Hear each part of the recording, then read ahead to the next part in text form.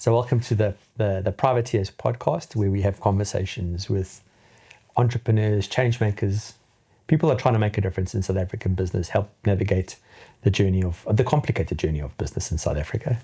My pleasure today to welcome Matt, founder of Startup Club ZA, operating in a very niche environment in South Africa.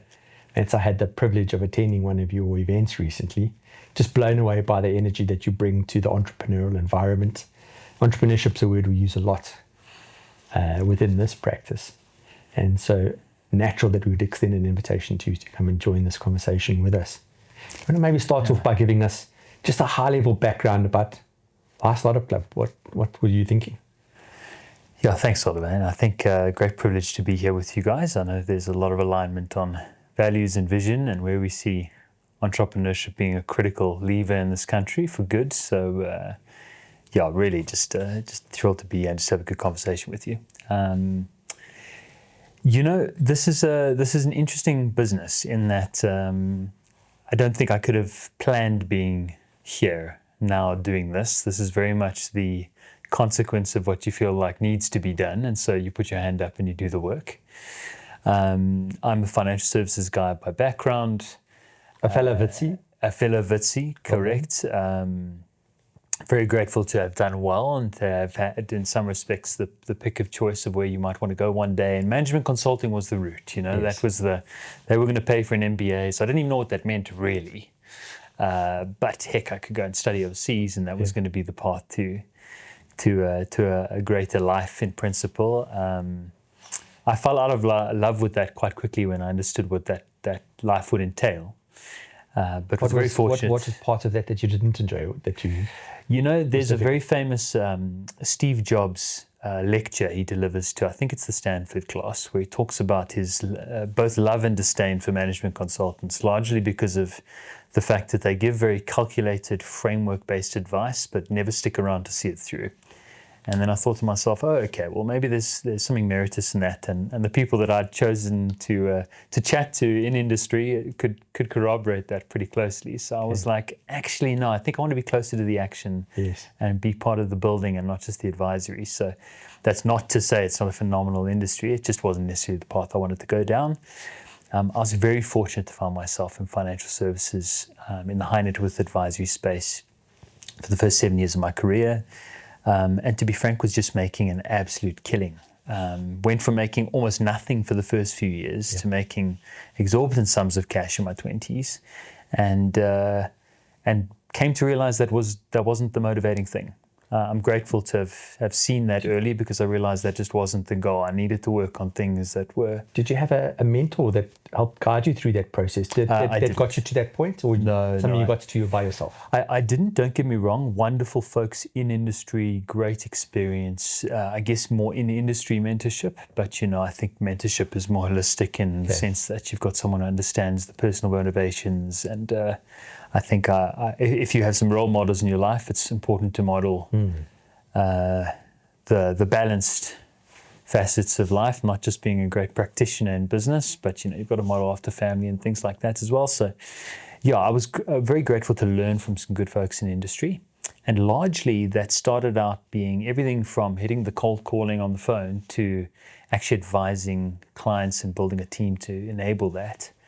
I sold that business in 2018, just to be frank, had enough. 2018, 2019, sold my client book in pursuit of something more. I'd done a little bit of angel investing over the years, and I was in a coffee business, I was in a dev agency. There was a whole bunch that we were exploring, and realized that I just loved entrepreneurs. I was going to say, such a typical entrepreneurial story. You've got so many fingers in different pies, different interests. How old were you there, as a matter of interest? I was 28.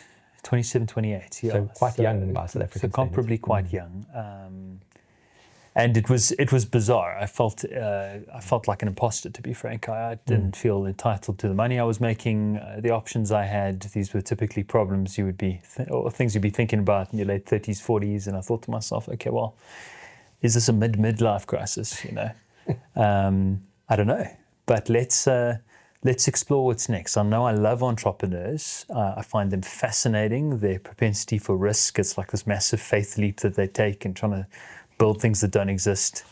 what role can I play there? Is it a capital role? Well, I'm definitely not rich enough to play a capital role. So, and what is it then? Is it programmatic? Is it support? Is it intros? I've got no idea. And I literally got married, sold the book, and spent 9 months in coffee shops just meandering and trying to figure out what was the next thing. And that was the prequel to my first tech venture of all things. And this is how I got thrust into the world of tech startups. Amazing. Yeah. And that journey is quite it's a repetitive story that we hear from a lot of entrepreneurs. Sure. You have this journey that you start off going through the traditional channels, should we say. You went to a good school, you went to a great university, you landed in a great job, but something was missing. That little spark was missing out of it. And that entrepreneur says, I've got to find something different. I've got to find the energy, that passion that's going to ignite what I'm busy doing. Sure. So what took it to this part of the market? I mean, you've come from a sophisticated part of the market, a high net worth, and you literally jumped to the opposite end of it, startup businesses, bootlegging it. Yeah, I think, I recall a conversation with my brother, and I think it's important to contextualize. I'm a pastor's kid on the one side and an entrepreneur's kid on the other side. So we wanted to build things, but what you build matters. Yes. And so when we were looking at this next, I guess I was looking at this inflection point, fork in the road in my life. I was saying, okay, cool. How are people commercially supporting entrepreneurs globally? How do they build the ecosystems? What do these ecosystems need? And this idea of business acceleration became quite an interesting topic at the time. Y Combinator and Techstars and organizations like this had kind of pioneered this overseas, and South Africa was sorely lacking some really good programmatic support for early stage innovators and entrepreneurs. What right did I have to play in that place? I'm not quite sure, but I thought, okay, well, what if you could productize that program, so to speak, and then I would go off and try and get a corporate to fund it, and we could start backing some entrepreneurs. And that was the principle. That's kind of what I stumbled upon.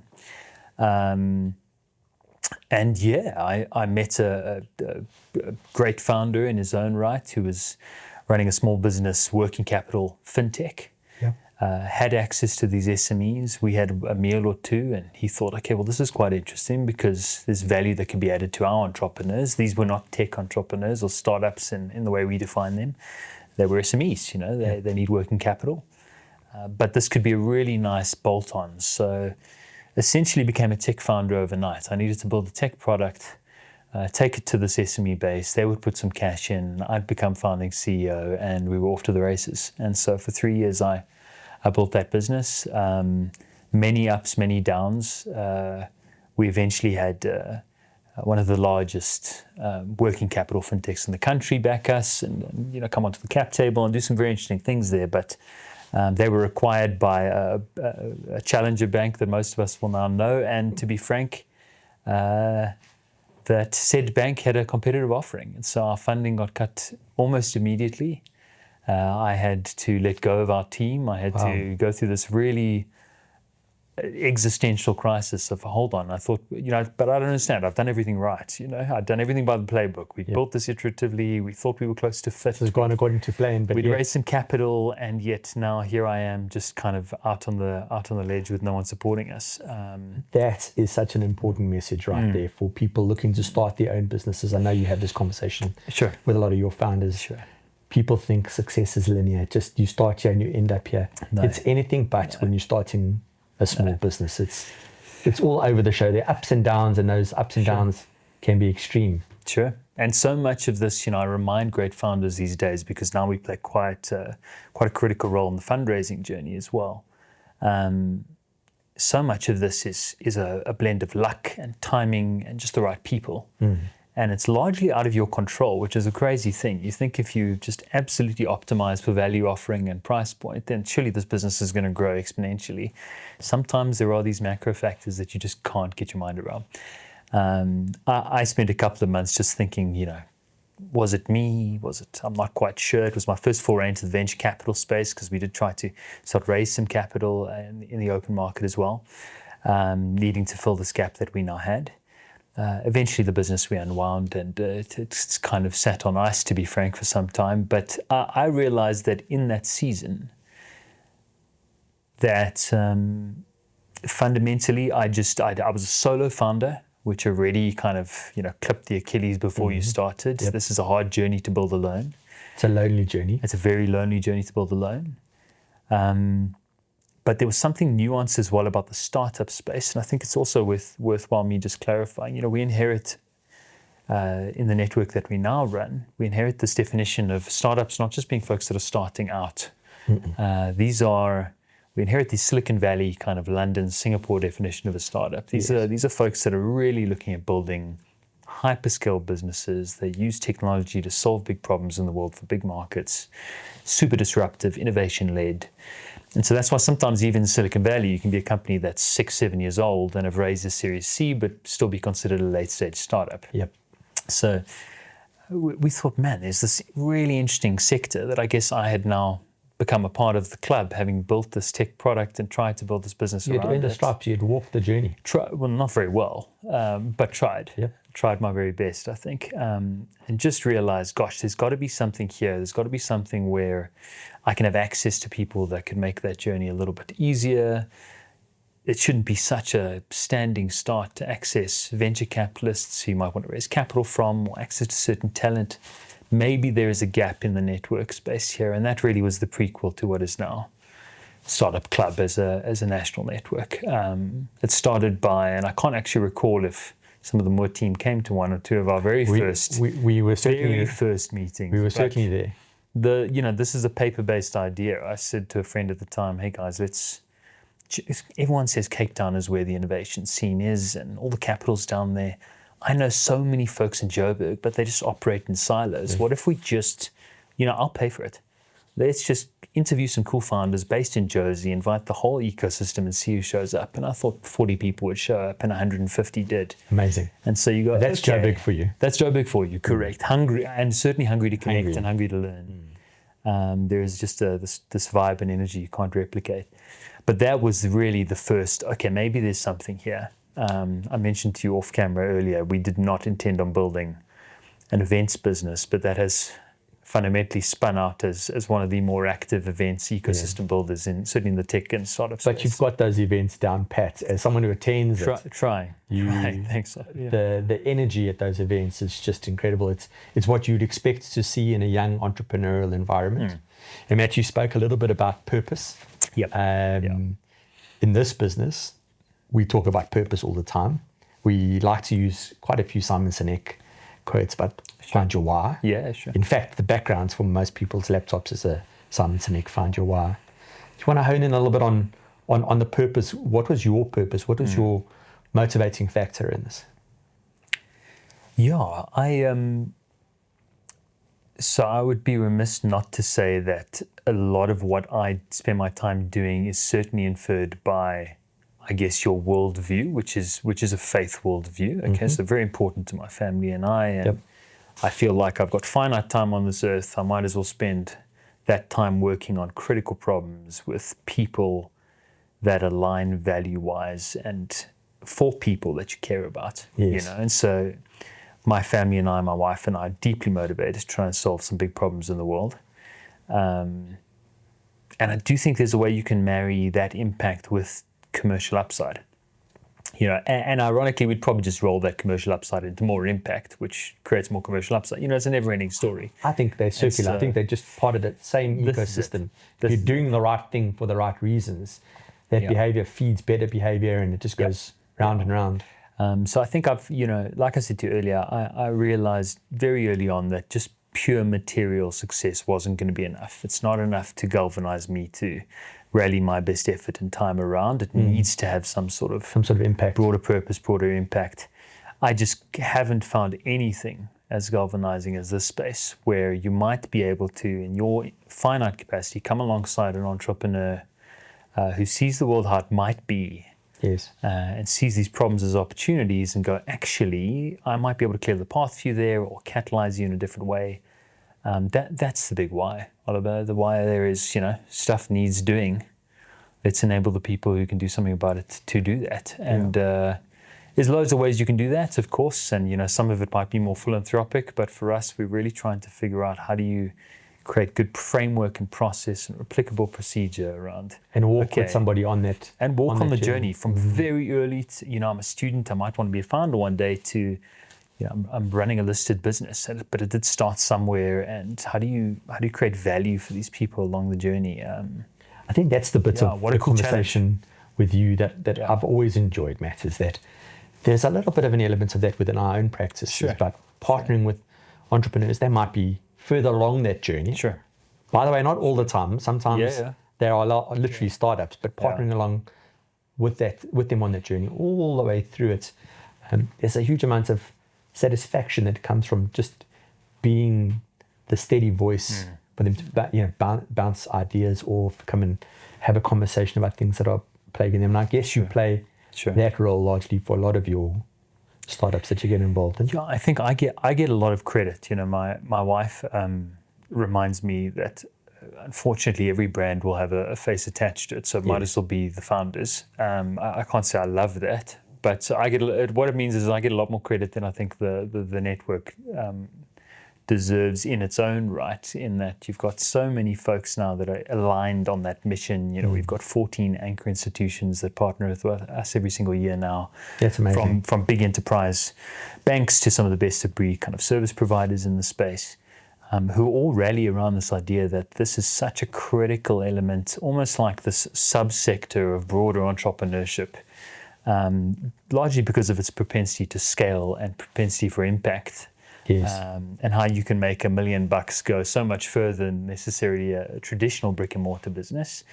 Both meritorious, just a different lens. But yeah, it's this country is fundamentally built off private ideas. It is private business. It is job creation. Yeah. It's done that since right from the very beginning. Yep. Recently, the CEO of Capitec made some comments around what is the unemployment rate really like in South Africa.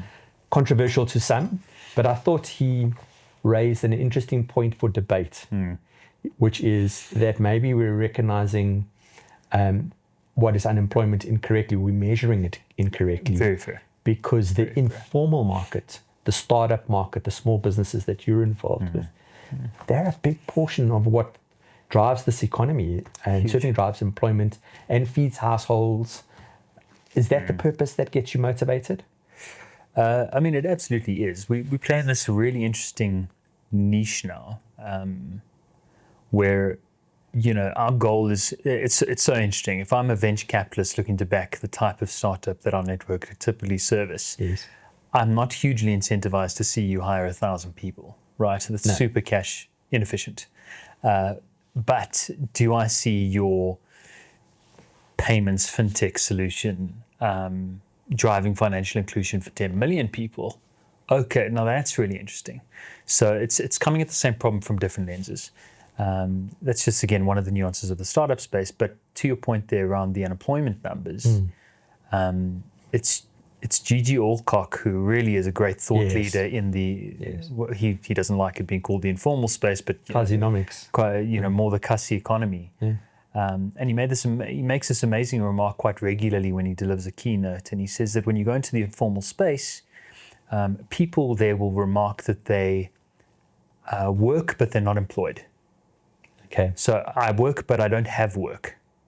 Yes. And it's this idea that they are generating revenue, they are hustling, they are providing a service, and the examples he uses are literally everything from selling Fat Cook outside the busiest taxi rank in the country to, I'll go and watch your kids on your behalf. These people are not going to be documented, they're not getting pay slips, they're not part of the tax system. So with respect to Stats SA, I don't know how they are computing, and I'm sure they'll talk about some of the metrics they use, but whether those metrics align to actual data points in the market, it's like, how do you measure that? Yeah. He certainly sparked a debate. That's got a lot of interest within the city. But if you look at just the growth and the galvanization and the gentrification of a lot of these spaces, that doesn't to me speak to a rising unemployment rate. It actually speaks to a rising youth impetus and incentive to go out and create value and get paid for that value in exchange. Now, whether those are being documented on the system, I would argue they aren't. They're not. But we can only judge this by money into accounts, and even a lot of those accounts are not online, right? So this is the funny thing. So I do align more to the Capitec CEO's comments than I would Stats. So I don't know if I'll make too many friends saying that, but it's true. I think I'm on the same page as you with that. There's many ways to interpret the data, and it's because we're on the coalface of entrepreneurs, right? You see folks doing this, and they make a plan. Yeah, there's a need that needs to be met, and they meet it. They get going. That's it. What are the kind of common themes that you might be approached by with founders of businesses? And what advice would you give founders initially going, I've got something. Do I really have something? Or I've got something. Yes, you should be pursuing it. Any trends you can identify? Yeah. I mean, it's an interesting one. I would say that our startup ecosystem is still so in its infancy. This is a 15-year-old ecosystem. The venture capital space is probably even younger. Yes. So even though we've got amazing entrepreneurs, the actual kind of tech innovation space is still quite fledgling. It's interesting, the gaps that we find right now are still massive in the early stage capital space. I don't know that anyone's truly figured that out. I think there is cash being deployed there, but South Africa does still have a far more formidable private equity sector and things like that looking to come in later stage. Yes. I guess the difficulty, the kind of returns that private equity can get in this country, almost mirror the returns that venture capitalists will get in other parts of the world. This is so true. And so they'll stick to traditional and it's pure economies of scale, right? Exactly. So, I completely get that. Interestingly, though, that's kind of the now call to action that we feel, and I feel at Startup Club, is how do you start creating the asset class, so to speak, where there is enough appeal there that's not just driven by a Section 12J tax incentive, but is actually going, gosh, the ability here to create amplified impact and commercial upside coming in early. Our country's not short of capital, certainly institutionally, pension-wise. It's just how do you create structure and framework to de-risk some of the early stage stuff. So that's a weird way of answering the question you asked me. The capital gap is massive. I don't think the knowledge gap is massive any longer. I think that I would argue our entrepreneurs, our founders are right up there with the world's best, not just in their tenacity, but in terms of their ingenuity and their ability to build great companies. South Africans have a history of being good entrepreneurs. Absolutely. Being driven out of necessity. Yeah. And that is what you're going to feel. The next generation of entrepreneurs, it's the next version of what we're creating. We touched on Section 12J. For not everyone might be familiar with that. So yes. That was an incentive introduced to try and mobilize capital, a tax deduction for investing in venture capitals. It probably wasn't as successful as the government might have hoped it was. In fact, it was a vehicle used by a lot of traditional wealth managers for other purposes. Correct. Yeah, so not exactly a first-time case study there. I think if you give folks an opportunity to save tax, they're going to use it in the ways that bring them comfort, right? But what it did do was validate that there was something there. Yes. You all of a sudden saw there was a conversation cash, around it. Some appetite for getting that into an early stage venture. And, many of the country's top startups that we would now list on a top 10 list are products of that season. So that kind of, for me, validates, if there was, in fact, early stage risk capital available, which is now the gap we're looking to solve. I said we started as an events business. Yes. Ultimately, we do want to be a great early stage investment manager, and the events business helps us build great social capital, great access to pipeline. Platforms. Exactly. Platform distribution, access to talent, all those good things, which is what you really need if you want to be a value additive, value creating investor. I didn't really answer your question that you asked me earlier, though, around like trends and things, though. I don't know if you still want me to touch on that. Yes. But it's interesting. Our community is largely about 50%. I'm just starting out, right? I think I've got this idea. I want to build a product. The barriers to entry are so low now thanks to generative AI. And, I can spin out a tech product quite easily these days, which is crazy. That was the thing that you needed to raise all the money for back in the day, and someone has to really take a punt on you as a person. Now you can spin that out, and you really can be 18 or you can be in your 40s. It doesn't matter. What that has done, though, is put an overemphasis on the competency of the founder. And so actually the best founders in the market are those who are a little bit seasoned. They've had 10 years in industry, or they've had 6 years, 7 years. They don't want to work at the bank anymore, but they know the client, the problem intimately, and now they want to go out and start a venture to do something about that. Gosh, that's music to my ears, and to you. But there aren't quite the capital mechanisms to give that person the license. What needs to change for that capital to become a little bit more available? The biggest criticism right now of the space is that there's no secondary market. Yeah. So obviously, if you've got just what is seemingly infinite capital like a Silicon Valley, and that is because of the propensity for risk there, you've got high net worth families and university endowments. Everyone wants in as early as they can. It's quite interesting. Here you do have finite capital, so we know that. It's also no longer as sexy to list on the stock exchange, right?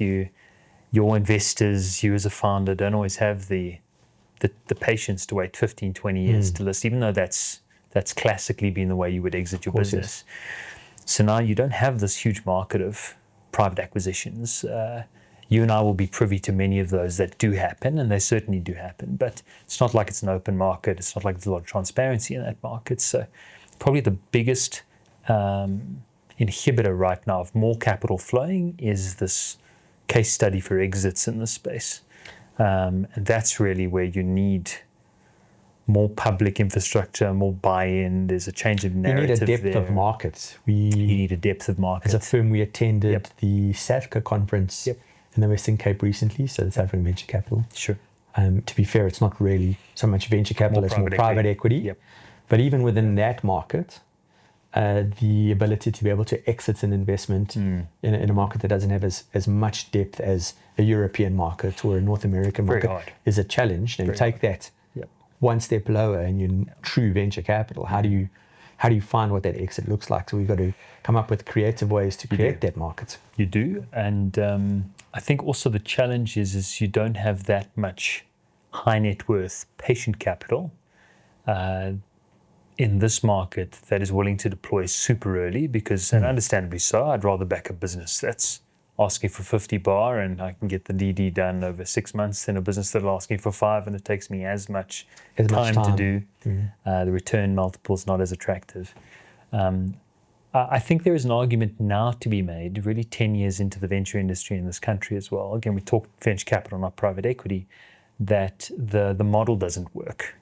I don't believe the traditional 220, 10-year +1 +2 model works broadly on the continent. And that's because I know significantly smarter people than me who have tried this for many years and their portfolios are sitting stagnant now because there's no secondary market. And what do you do in that? No one wants to give you more cash to raise your second fund because your first fund hasn't exited and there's just not enough liquidity in the market. So we're actively thinking about, okay, if I've built route to market through the likes of a startup club domestically, how do you now build the structure that allows you more patience, better access to liquidity, more frequent returns for your investors, actual value add for your founders, and how do you almost guarantee future fundraising for them should they need that? I can't say I know the answer just yet, but that's the big problem set on the whiteboard. That's the problem you've got to solve for. That's the problem we're trying to solve for. So I think we're well positioned to do that, being on the coalface of both your investor and kind of startup ecosystems. But that's going to be a critical lever for us to build in the next 6 to 12 months, importantly, in the life of Startup Club. Other than capital for these startups, it's obvious. Yeah, it sounds an obvious. It's a lifeblood. You need the cash. It is. What other things do you think founders really need on their journey? I think they need, ultimately we're in the people business. Right? We're building technology, but all of us are in the people business. It's hard to incentivize folks to join an early stage venture when they could otherwise get paid more than above market salary if they're truly competent at an established institution. So access to talent. Talent. Talent is the critical one. It's how do I get someone to join my venture, or how do I find someone to join me early on? Yes. And go, let's get into this. I mean, the perversity of that is we have this huge talent pool in South Africa. That's it. We have this burgeoning youth talent that's there. Something that this business relies heavily on is employing young talent to grow that. So how do we get that young talent interested in pursuing the entrepreneurial dream? I think firstly, it's like, this is not sexy, right? This is not, it sounds sexy and go work at a startup. It sounds not the Instagram version of it. There's hard work involved. It's hard work. I do believe it like dramatically accelerates the learning curve of what a traditional career could give you, because you have to be a master of so many things. There is no, you're a generalist, but you need to go deep as well. Yeah. I think it'll keep you as focused as trying to make sure you've got cash in the tank to pay your expenses. This is it. And so that's why, any entrepreneur, even if their business doesn't work, gosh, the competency and the personal, capacity they build to go on and build something better, even if they failed, is pretty fantastic. You need those people. It's almost like a rite of passage, I think, to have not made the first business work and then come around and try it again. But it's so interesting. I think when I left financial services and went into the wilderness of trying to figure out what is next, I thought that you could create a program. I thought you could productize business building. Yeah.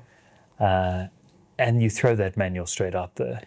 You throw that straight out the window. If there was a magic formula, everyone would do it. This is it. It's this blend of largely grit and perseverance that you need as a great founder and founding team. I think the highest EQ sober founders are realizing their own gaps, and I think that's what hardship and failure teach you over time. So as we bring great people on the journey early, and you don't mind if you give up equity in the company for the privilege. But fundamentally, this is, if you're building something. Y Combinator says, we want to back companies that build something people want. Yep. It's Paul Graham's, one of his most famous tweets. Is build things people want. Sounds obvious. It sounds so obvious, right? But the majority of companies, even we still run into, are building things that people don't want, and the founders think you're on their case, and you're actually just trying to steal the IP, or you just don't understand. Yes. You don't understand the space. This thing can do this. Trust me. Yeah. Trust me. We spoke to 10 customers. They told us they want this. I made that same mistake, right? As a founder of my first venture. And so we often joke, maybe you should just have these stand-up open mic nights where someone tells you exactly what they're building and the whole crowd just shreds that idea to pieces and gives you the candid answer. Do an instant gladiator, because they love you. They want, and one of the great shames we find just in the broad entrepreneurial space is just unbelievable people building the wrong thing. Yes. And so I think one of the great gifts you can give is go, I think you'd be phenomenal building this. And this is where founder teachability and humility, certainly early on at kind of pre-seed and seed investment stage, becomes critical. It's almost the lever. Product can pivot, the business will change, but that founder, that character of founder, is pretty amazing. That two things that you said I want to touch on. You use the word grit. We love that word. Yeah. To be a true entrepreneur, you've got to have grit. You've got to have tenacity, intention, purpose, get stuck in, don't be afraid of those kind of things. Yeah. But the second bit was about building the right thing. A story that I was fortunate enough to have a very strong mentor in my early days. And he had this great little story, which I talk about from time to time. He said, you can bake the perfect loaf of bread, but perfect in shape, in size, in color, in texture, in smell, and all of those things. It's perfect. It'll cost you R1 million to bake that loaf of bread. No one buys that perfect loaf of bread. You've got to buy the loaf of bread. You've got to make the loaf of bread that people will buy. And that's, I think, is often a founder's dilemma, is trying to create that perfect loaf of bread. And it's not about that. It's about, what does your customer need? Give them what they need. Yeah, well, couldn't have said it better. It's this, it's interesting. In the tech space, the whole narrative there is build super lean, build super iteratively. This idea of lean startup design thinking. People generally get it wrong. They build for too long. They build the wrong thing for too long. Yes. They don't know how to ask the right questions. You just look for, you've got that inherent builder bias where you just want to get the answer that you think's right. Yeah. It's rare. Even in the companies that we've seen really succeed in the space. It's rare that what they thought was going to be the thing that made them successful actually was the product they ended up building. Very, very rare. If you look at, Pineapple's radically changed what it builds now as an insurtech offering compared to what it launched. Yes. A classic case in point. Yoko is a great South African startup in many senses, and yes, its bread and butter is, hey, we give you a machine to get paid by card, but now fundamentally people pay in different ways. Exactly. And, the working capital side of that business is a big side of the business, and the software side of that business is also a big side of the business. So banking a whole lot of other businesses that weren't being banked. This is it. So now it's like, okay, this company is going to start out as something and it's going to have to become something else. And you've got to be okay with that. But man, isn't that the gratification of the founder journey? It's like knowing where this could go. It's a little bit of the African story if you think about it. It's that on the continent we've had these opportunities to jump certain technologies when cell phones arrived. Suddenly that catapulted us. We're now in this fintech space and payment solutions and M-Pesa and all the other solutions that you see up and down the continent. It's changed the way that the smaller, maybe informal sector is now dealing within the mainstream economy. That's, I guess, is the impact that you talk about.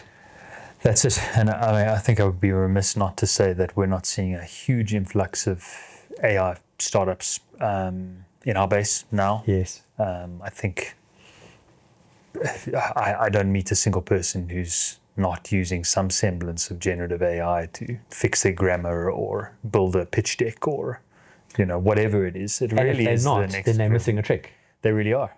If I think about how efficient, and we talk about the fact that I used to do a podcast before we hopped on this podcast earlier. If I think about the 2 hours I would spend writing intros and preamble for how this might go, and the 5 minutes it now takes you to give you the exact same interview context, it's deeply frustrating. But at the same time, you're like, I'm so grateful for efficiency. Right? That's just tech. It is. That's just tech, and using tech smartly to do things more efficiently. But isn't that the whole startup story? Right? It is. It's how do we somehow introduce this piece of technology that might make this more accessible, less costly, more timeless? Yeah. Do it a lot quicker. That is the innovators. So is AI now pervasive in what you're seeing within the startup world? You'll see now that, certainly Silicon Valley and London venture dollars are 90% going to AI startups. There are different categories of those AI startups. A lot are what one would call a wrapper built on top of a chat GPT. So it's not AI in its true sense. It's AI application or AI applied. You do see a lot of that in South Africa.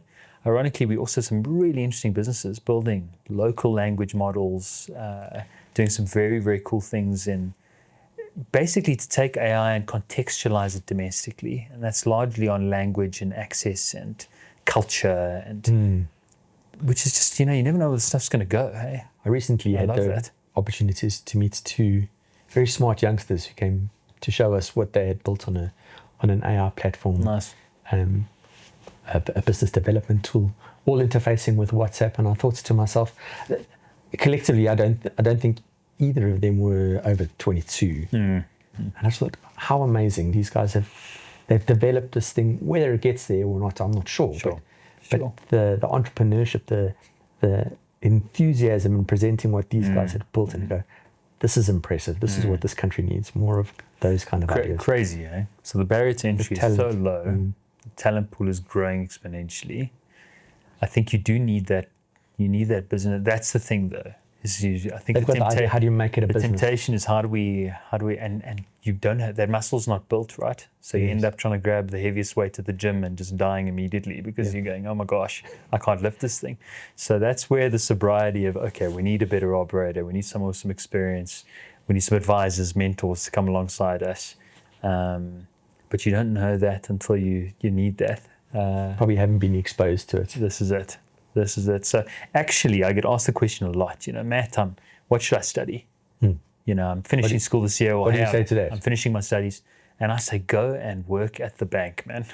Go and work at the bank for 3 to 5 years, or do those articles, actually, I always say to people, go get a job in cold calling, because nothing will condition you to the realities of the world and selling and dealing with customers and interacting with people when they don't want things that. But even AI is dealing with your cold calling these days. This is true. This is true. But we love the banks. Some of them are our key partners.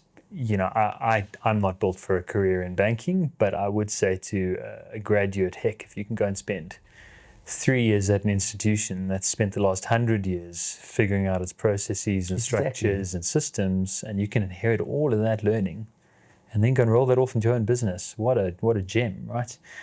But it's weird. I didn't think about it that way either when I was a youngster. It was, everything was so permanent. Yes. If I start in banking, I'm going to end up in banking. It's like, it's not that anymore. It's what do you want to do with your life? That was the recipe to follow, and you followed the recipe. It was put in front of you.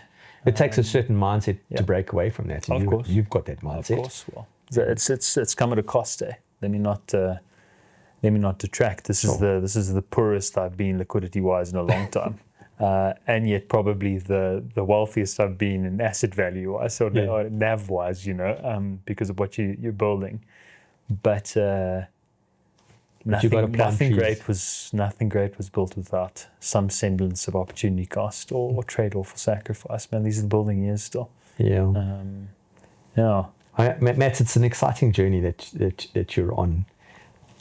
How can other businesses get involved with you and help develop your platform? What is it that you would like to see Founder Club become? Yep. And how could potentially the people that listen to this podcast get involved in it? Sure. So there are Startup Club does 3 things now. We started off as an events business, and this is just about how do we bring key stakeholders together. That events business is now pretty targeted, so we've got different things for different purposes. And it's very slick. It's run well. Which I'm grateful to hear. Thank you. So we run the South African Startup Awards every year. We are currently hosting the first $1 million pitch event in the country. We host Founder Day, masterclass style training events. So we do these anchor things, and that's really just bring the whole ecosystem together if and when we can. There's a high chance we will spin out a non-profit for a lot of that work in the next 6 months and really try and offset the cost of that, but amplify the impact. Largely your restrictions there to do more and deeper work around the country there is purely resource. So we're quite excited about that, and that will really amplify the events function. We launch our own, ironically, I'm back in the world of the tech product as well, so we launch our own tech product at the end of August of this year. That product is really, it does 3 things fundamentally. It's the first ever attempt at mapping the innovation ecosystem in this country. So we are not rebuilding LinkedIn, but it's useful to understand who are the builders, the founders, the investors, the service providers.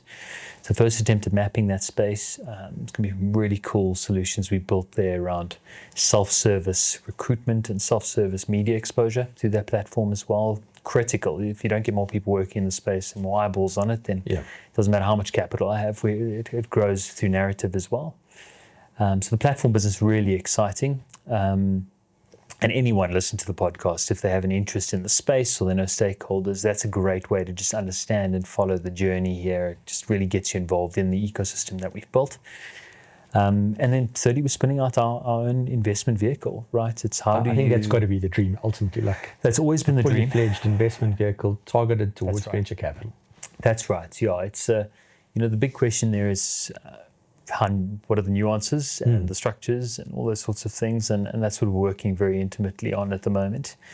But God willing, first quarter of 26, we are deploying out of that vehicle, and you want to create new deal flow for this ecosystem, not simply participate in the existing deal flow. So even if that's 10 new companies on the radar of the rest of the venture capital space every year, beautiful. That's really the goal. So I think we are very much looking to redefine VC as value creation, not just venture.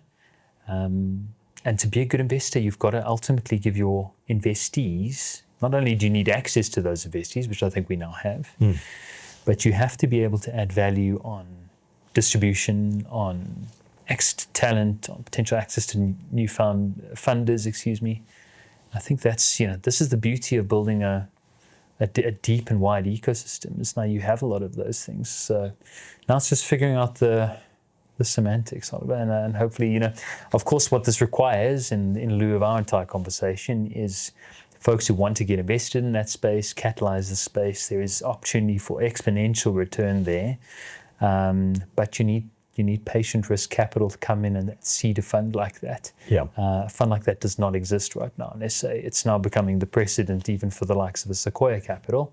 But there's just not been anything like it quite just yet, except for your family offices. So we're saying, could we play an intermediary role there for such institutions?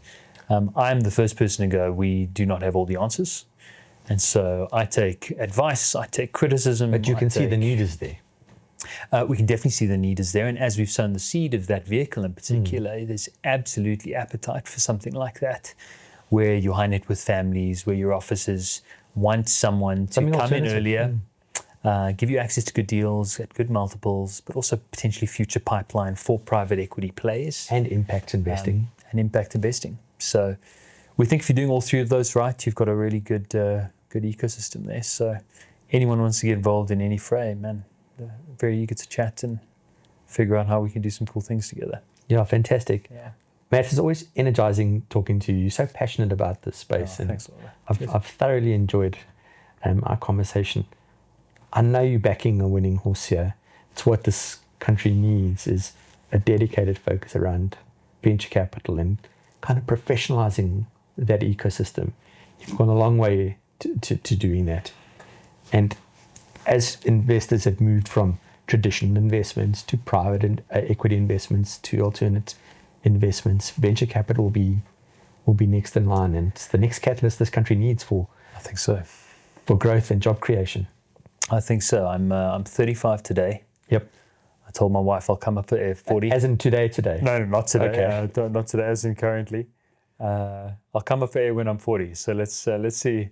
Let's see how much we can get done before then. That's just around the corner. It is. Before you blink to be right? there. But that was kind of the thing. Let's see how far 10 years gets us. I'm grateful for the momentum we have. But yeah, we'll see how we do. Oliver, it's great to be here. Really, I'm so grateful to have the conversation with you. Awesome, man. Thanks very much for being part of the Privateers podcast. I appreciate being here. Wish you lots of success.